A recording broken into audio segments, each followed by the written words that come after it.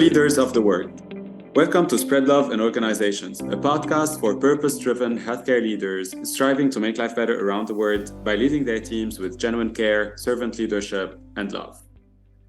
I'm Naji, your host, for a special episode in partnership with Jill Donahue for her new book, A Dose of Inspiration, 100 Purpose Stories for Pharma Leaders.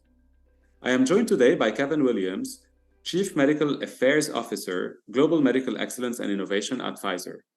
Kevin joined Pfizer in January 2004 as a Director Regional Medical and Research Specialist working in the HIV disease area. After moving into a team leader position in July 2005, he has served in various leadership positions during his career in the company. Kevin is also co-chair board of directors for SAGE, the country's leading national nonprofit organization focused on advocacy and services for LGBTQ+ elders. Kevin received his medical degree from UCLA School of Medicine, a master's in public health, and a Juris Doctorate from Harvard Law School. Kevin, it's such a pleasure to have you with me today. Thank you. Thank you for having me. Can you first share with us your personal story from being on the forefront of HIV/AIDS crisis and patient care to now leading a large organization in the pharma industry? What is your purpose story? I grew up in Baton Rouge, Louisiana. My father was a physician. In fact, he was the third African-American physician in Baton Rouge. And I grew up seeing him in practice, watching him take care of patients. I often went on hospital rounds with him or on house calls back in the days when physicians still made house calls. And I got to see up close and personal the practice of medicine, and his work inspired me. When I became a teenager during the summers, I actually worked in his office for 2 weeks when his receptionist would go on vacation. And I got to help him take care of patients. I managed the front desk, checked patients in, took them back to the exam rooms, and I was inspired by what he did and knew that I wanted to go into medicine. And so after college, I applied for medical school, ended up moving out to Los Angeles and going to medical school at UCLA. And I will say that part of that decision was influenced by personal factors within my life. And I think it's an important point to note that I am a member of the LGBTQ+ community, because that did impact the decisions that I made in terms of where I went to medical school. And, at the time I went to college in New Orleans at Tulane University, 60 miles away from Baton Rouge, thinking that I would be able to come out and live my life as my authentic self. And I found that I still remained in the closet because I was so close to home. So when I made a decision to go to medical school, I decided I need to get far away so that I can be my authentic self as well as study medicine. And so I ended up in Los Angeles. And after medical school, did a residency in internal medicine, and wasn't sure at that point what my next step was. I had a pull between going into private practice and seeing patients, but also being interested in academic medicine. So I decided to do a fellowship in health services research and got a master's in public health at that time back at UCLA in the School of Public Health, and was doing research looking at access to care for HIV-positive individuals and the impact of access on outcomes. It was fascinating research. It was really important and needed at the time, but I found that during the 2 years of my fellowship that my clinical skills were deteriorating. And I actually did end up taking an academic position at UCLA, but after 6 months, I ended up leaving because I really felt that I needed to take care of my community. And that's how I got involved in HIV and AIDS care. When I left academic medicine, it was really the height of the AIDS epidemic. So I finished my fellowship in 91 and began practice in the beginning of 1992, at the time I went into practice, there were very few medications available for people living with HIV and AIDS. At the time, it was really AZT, DDI, and DDC were the only medicines available. But I knew that I had to be down in the trenches, taking care of my community.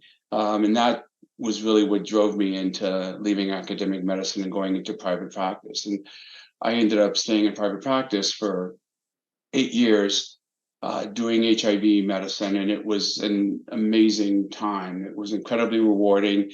I felt that I was able to take care of members of my community, to be there in a way for them that I thought was important, knowing that many of them were not going to survive this illness, but being able to be a compassionate, caring, empathetic force in their lives.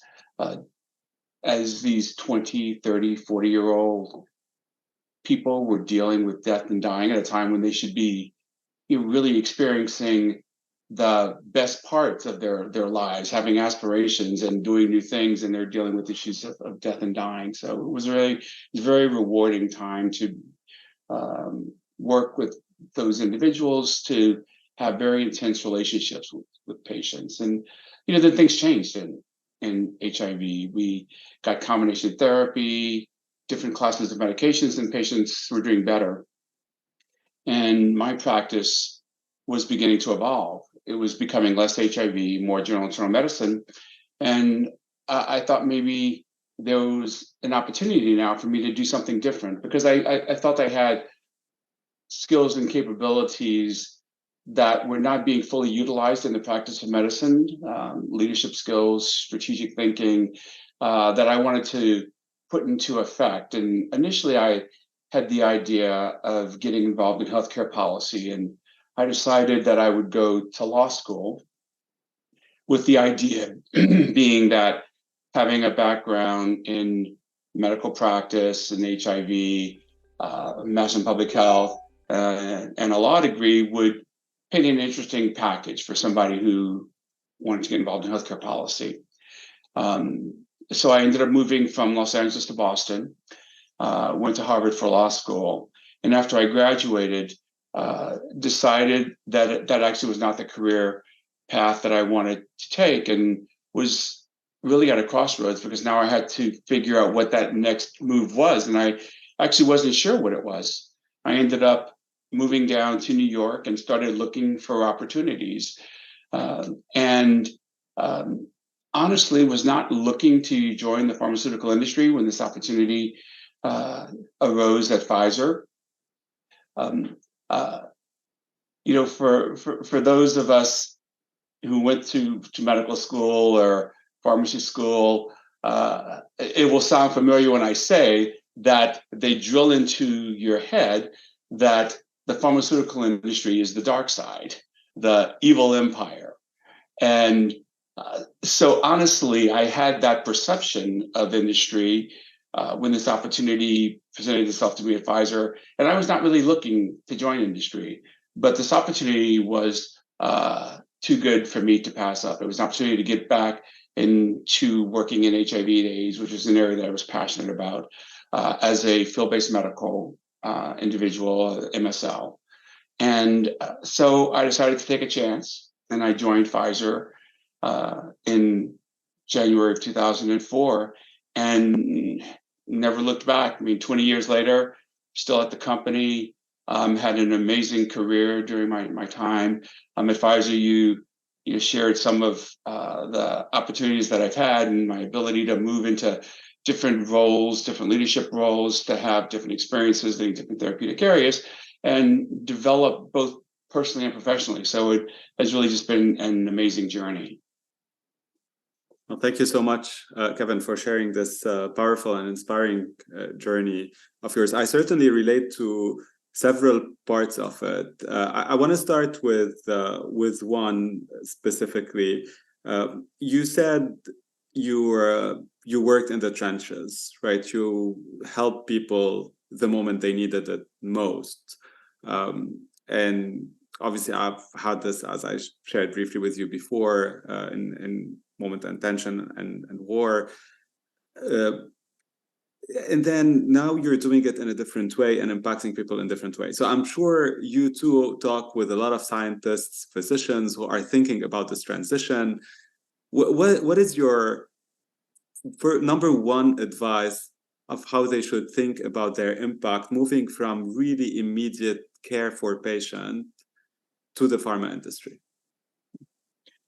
The impact that you have is different it's at a different level. In private practice, the impact that I had was very immediate and it was very individual. As I saw patients, evolve, improve, or perhaps not improve, but there was that kind of one-on-one immediate interaction, relationship, and immediate feedback. I think in the pharmaceutical industry, it's a little bit different. The impact is not as immediate, but it can happen on such a larger scale because you're bringing medicines to patients that have these unmet medical needs and that are making a difference in their lives, and you're doing it on a much larger scale than you're able to do when you're in private practice. So it's a different type of impact, but it's equally as powerful. And I think, I've often been asked, which is better? And I would say that they're different. It's not that one is better than the other. The impacts are so different, and the experience of what you're able to deliver is so different when you're one-on-one versus when you are working in a large company. And there are other aspects of working in a large company that I think are also critical, at least for me they were, because it's not just the impact that I have on patients, but one of the things that that I talked about in terms of skills and capabilities that I felt that I had that were not being fully utilized in medical practice was that I love to teach and I love to mentor people.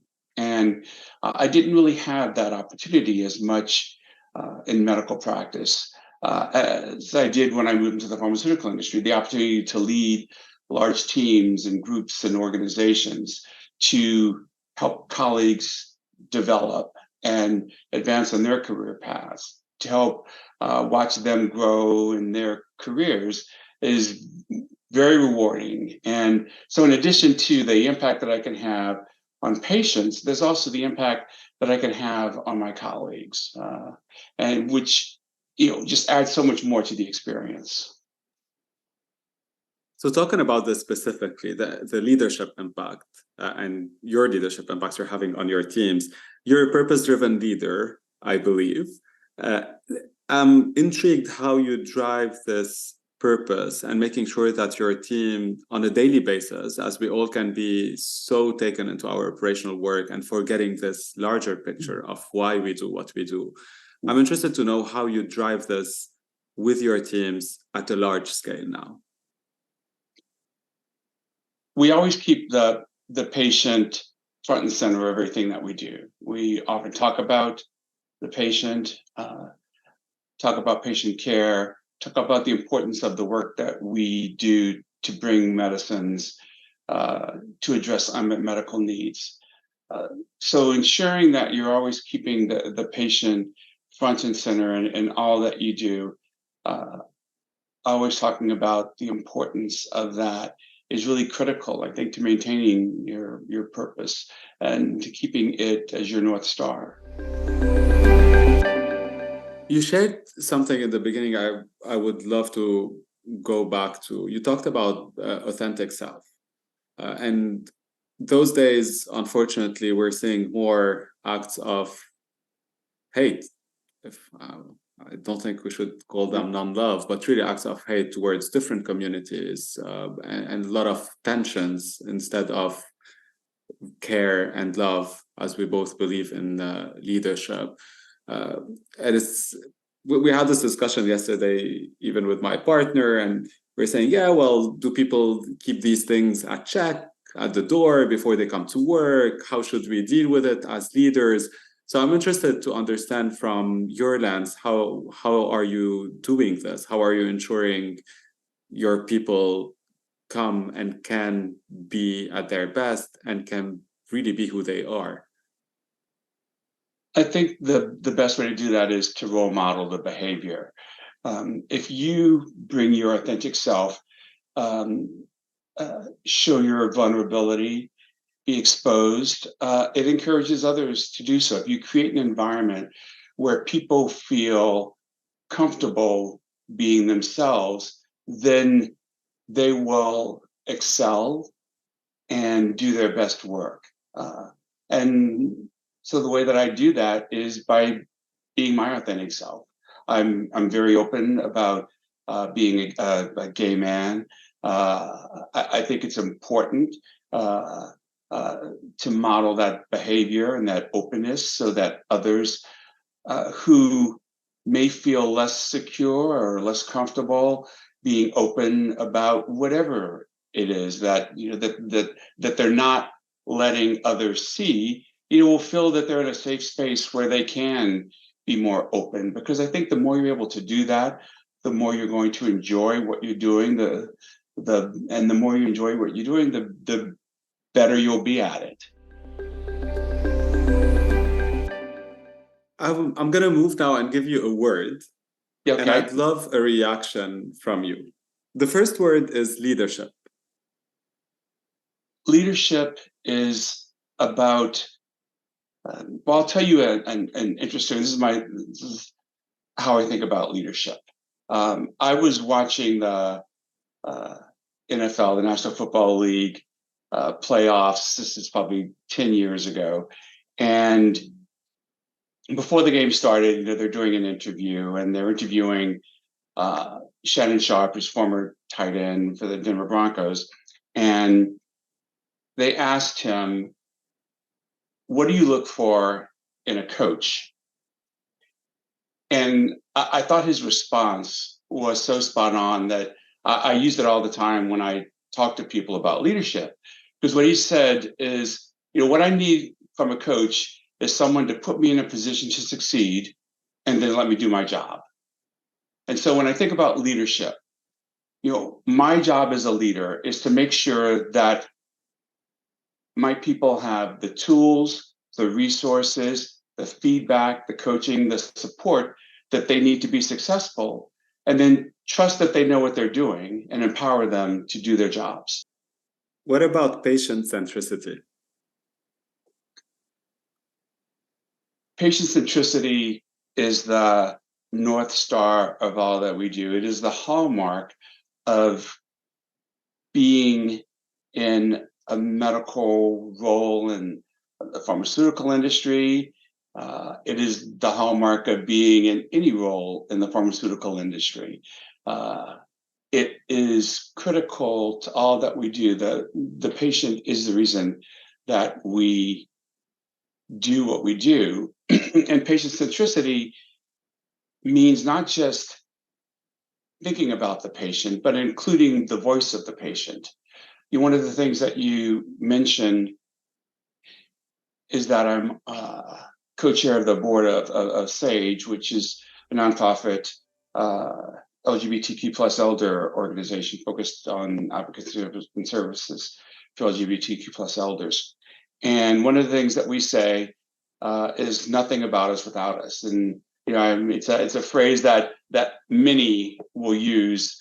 But I think it's so important that when we think about patient centricity, that we include the voice of the patient in all that we do, and understand that it is not our responsibility to speak for the patient. It's our responsibility to listen to the patient and make sure that the medicines that we're developing are meeting their needs, not the needs that we think they have. That's so powerful. Nothing about us without us. And I love how you said our responsibility is to listen to patients and bring their voice to what we're doing daily. The third one is health equity. Health equity is understanding that you can develop the best medicine in the world to treat a specific condition.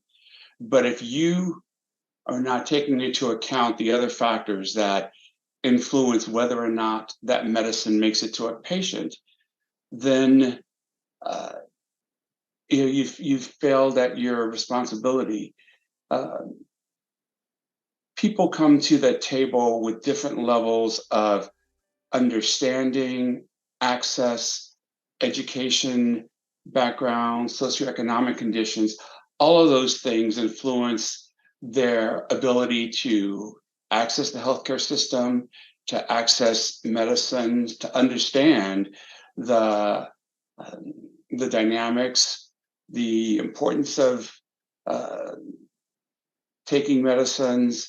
All of these things contribute to the health of the individual patient. And unless you are able to understand all of the different influences and address them, you may very well be failing that patient in front of you because either they don't understand what you're asking them to do, they don't have access, they don't know the questions to ask.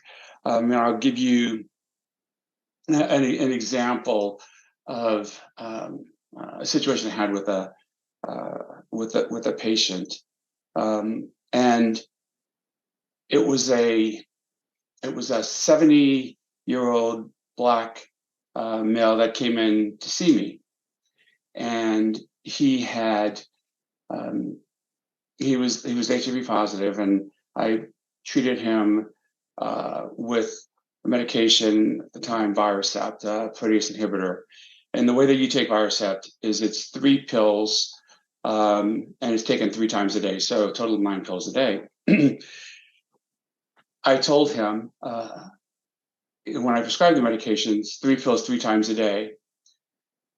I found when he came back in 3 months later, he had been taking 1 pill 3 times a day. And so I asked him about that. He goes, well, you said 3 pills 3 times a day, which he interpreted as 1 pill 3 different times, and at 3 different times.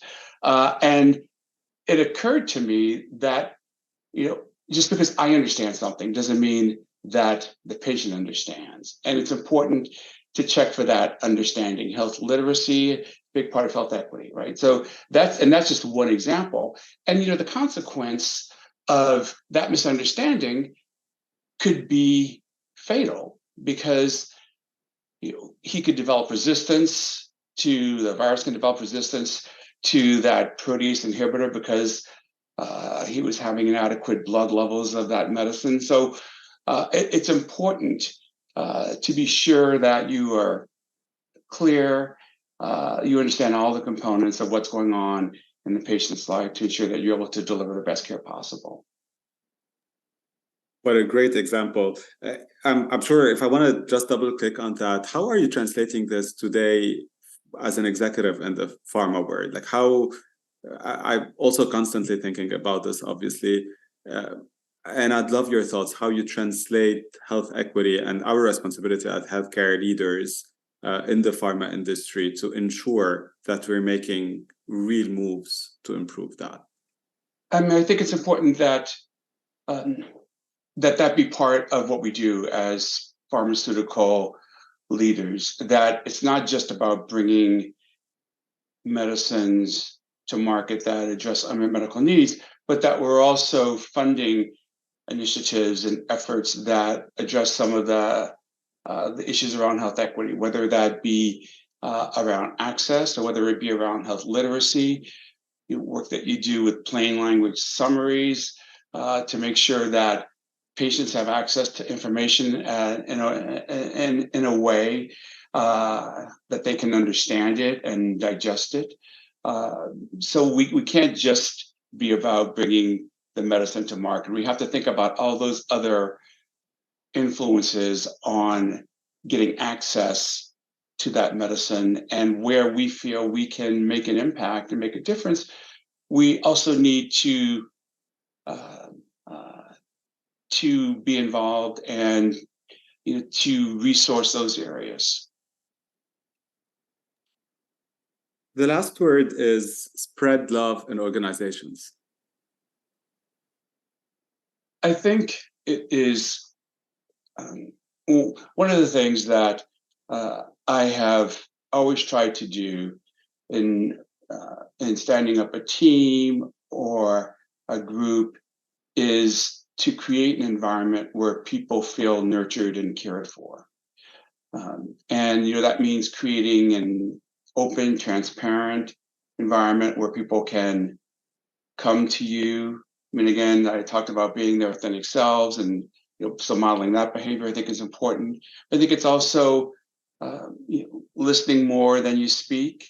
It is asking people, how they feel, ensuring that they feel cared for and listened to, and creating an environment where they feel they can do their best work. Any final word of wisdom for healthcare leaders around the world? I think you have to, actually, there are a couple of things I would say. One, I think you have to be willing to step outside your comfort zone, because only when you step outside your comfort zone do you grow and learn. If you just keep doing what you already know how to do, you'll never grow. So it's important to step outside your comfort zone, no matter how scary it is. I feel with every opportunity that I've taken on that was new and challenging, it was terrifying, but I was a better leader because I took on that opportunity. And in maybe the corollary to that is, I would say, so it's important to believe in yourself and to believe in your ability and do your best. I will tell you one final story that I love, that my father told me I was growing up, and it's kind of about believing in yourself. When my father was in medical school, he went to Howard Medical School. He said he had a classmate, and the classmate said to him one time, he said, Al, my father's name was Alvin, he said, Al, medical school is so hard, and I don't know how I'm going to make it. And when I start to feel that way, I go down the hall where they have all the pictures of the previous graduating classes. And I look at all of those photos and I say to myself, I'm going to be fine. I know I'm going to make it through medical school, because there's got to be somebody up there who's dumber than me.